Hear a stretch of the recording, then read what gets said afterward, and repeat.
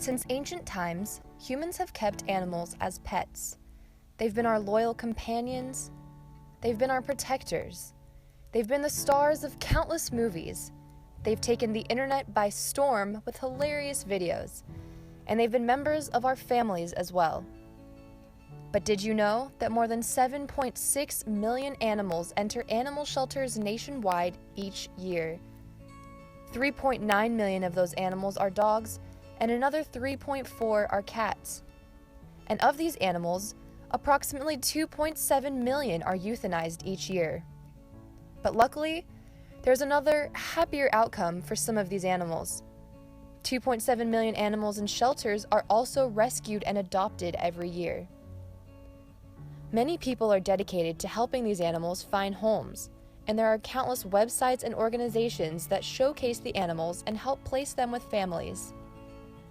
Kari Hansen-Hill is one of these people.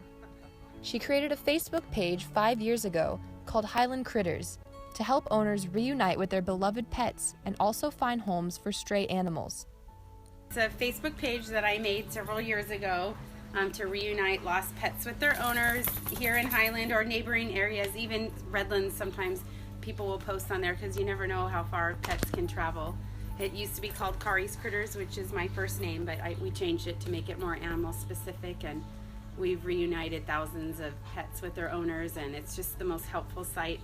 So people can just upload a picture, and then usually within an hour they're reunited with their owners. While the website has been a major success in helping animals find homes and reunite with their owners, Kari also works directly with shelters to help save animals' lives. Almost monthly, I sponsor a dog at a local shelter that I know they're going to put down.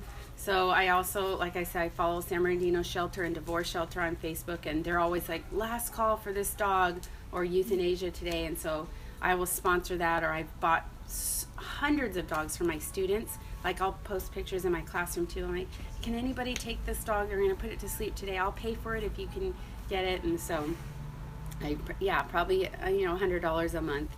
And then or I'll kind of bargain with people, like, if you get this dog, I'll give you, your first 3 bags of dog food or whatever. So I try to just entice them. There are many reasons pet owners relinquish or give away their animals. According to the American Humane Association, when it comes to dogs, 29% say it's because their place of residence does not allow pets. Not having enough time, divorce and death, and behavior issues all account for 10% each as well. The top reason for cats still has to do with residencies not allowing pets, making up 21% for felines, followed by allergies at 11%. To me, pets are family. These are my children too.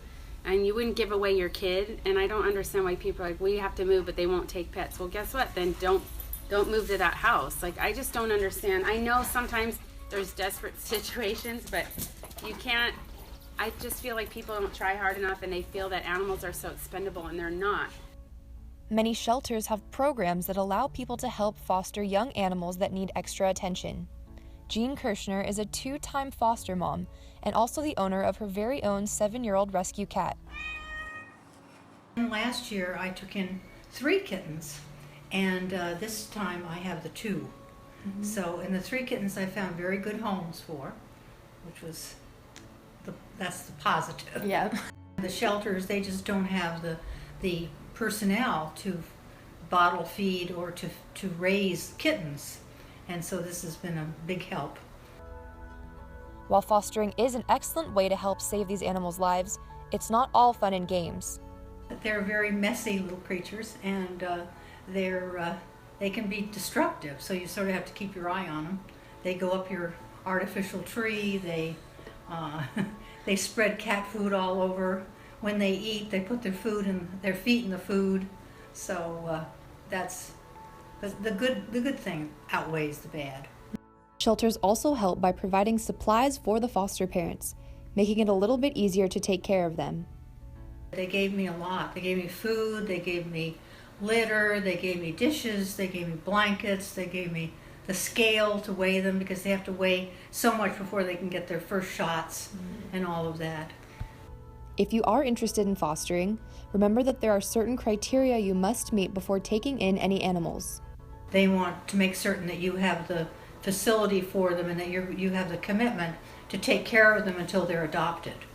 And so then that means that when they're ready to be adopted, every weekend I have to take them to the pet store or whatever and try to find homes for them. A major reason there are so many stray animals is that not enough people spay or neuter their pets. Only 10% of animals received by shelters have been spayed or neutered, while 83% of pet dogs and 91% of pet cats are spayed or neutered themselves. There's so many animals that are out there because the general population does not do enough to spay and neuter. And so you have unwanted kittens and puppies out there. And the shelters, since they just can't handle them, a lot of times if you don't foster or do this, then they euthanize them. The cost of spaying or neutering a pet is less than the cost of raising puppies or kittens for an entire year, and doing so can help prevent cancer and infections for animals as well. 79% of people don't know when to fix their pets, but according to the Humane Society, the best time to fix your pet is by 4 months to prevent accidental litters. Another major contribution to overpopulation lies in puppy and kitten mills.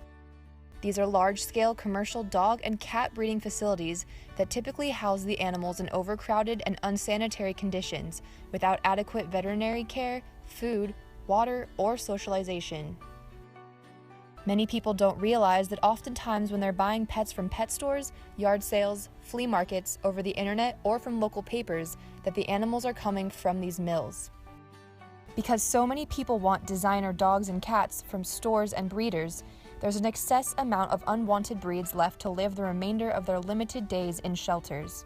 Pit bulls make up the largest percentage of dogs in shelters across the United States. My biggest thing right now is mostly focused on pit bulls. They're the most misunderstood breed, and some definitely are aggressive. I totally get that, but so are every breed, and they're just not publicized about. And actually smaller dogs like Chihuahuas, they said, are the most aggressive breed there is, but since their bite can't really do anything, people they pass over. But if you enlarged a Chihuahua, they say that would be the most deadly breed. So pit bulls, and a lot of time, it's like if their owners, do bad things to them, or they're strays and they've been in dog fights, they don't know any different. But if you were to get a pit bull that was raised in a loving home and take a puppy and then take it would be fine. And most of these dogs too, I always reference the movie Seabiscuit, just because an animal has something broken in them doesn't mean they're completely broken. Everybody can be rehabbed and fixed, and they just need love.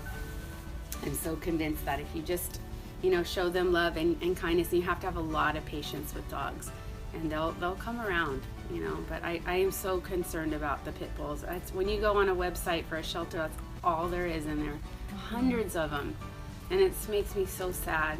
I wish Hollywood would make a movie, although that's backfired too sometimes with the Marley and Me and the 101 Dalmatians, and they were overbred. But you still don't seem to see those breeds really in the shelters. But the pit bulls, if there would be some kind of movie about this awareness, I think that would help so much. So if you want to help make a difference, consider adopting a pet from a shelter. Maybe even look into a few breeds that typically go unnoticed. But remember to research and learn about what your pet will need before bringing them home. There are kids, and I just think people really need to think long and hard about what's the size of this, how much is this animal going to cost, the veterinary care for the animal, the amount of energy it needs to run around, who's going to care for it, do you have a safe fencing around your home? All those things need to be taken into consideration. You just got to be a lot more conscientious and think about the future and the well-being of the animal. They deserve it. To learn more, visit my website at coldnoseswarmhearts.wix.com/savingpets. And thank you for watching.